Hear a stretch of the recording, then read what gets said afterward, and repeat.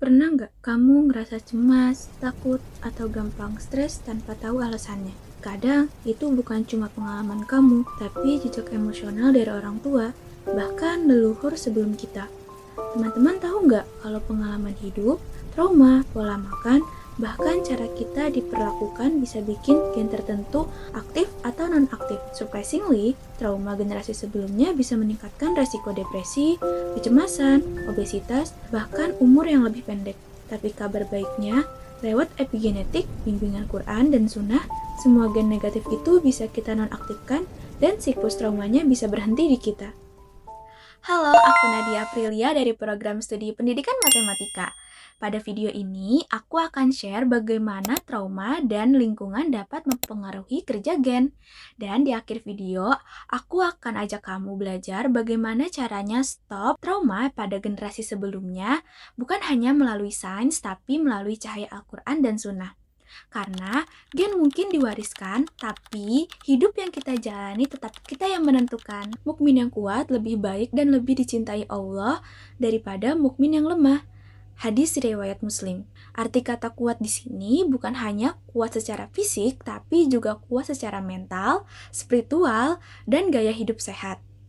Karena semua faktor tersebut akan mempengaruhi langsung kepada ekspresi gen. Jadi, yang mau dibahas dalam video ini adalah tentang epigenetik.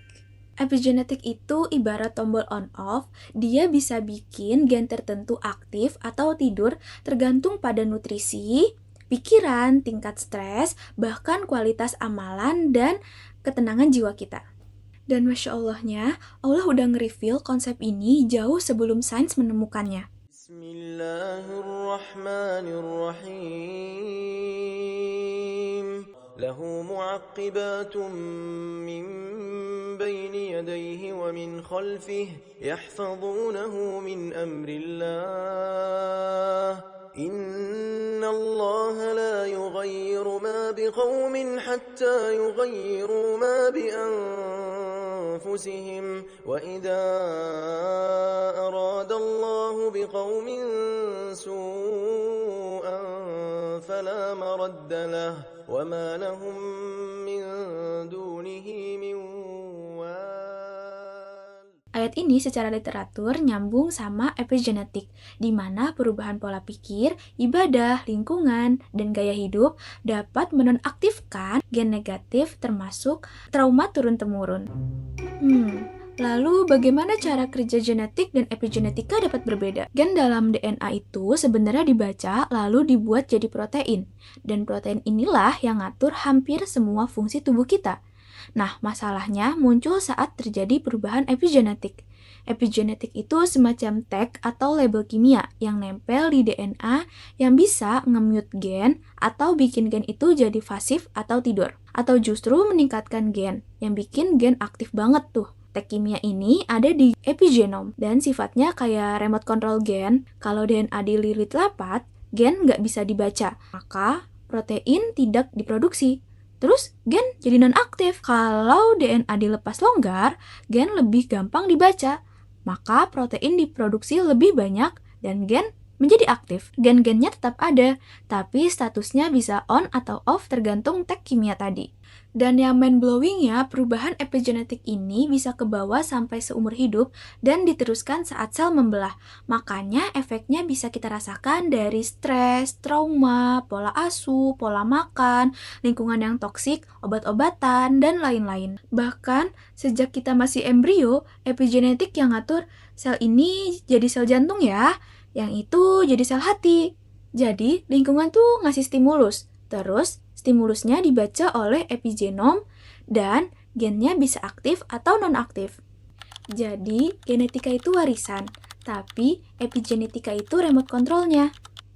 Kamu bisa pilih gen mana yang ingin kamu aktifkan dan yang mana yang ingin kamu non-aktifkan. Gen bukan takdir final.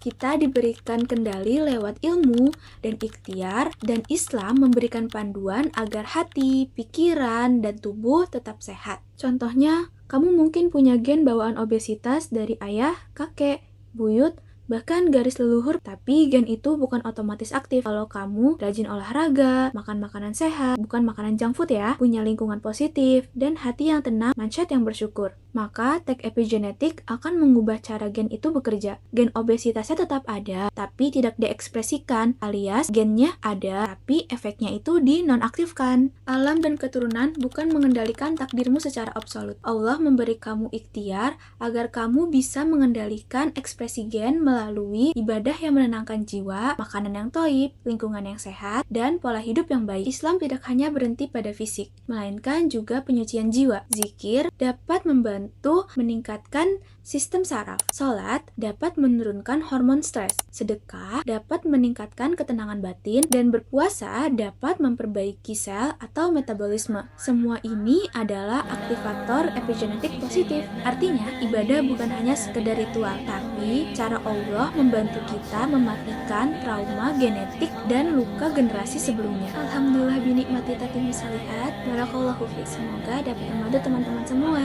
Dan tentunya aku yang berbicara tidak lebih baik daripada yang mendengarkan.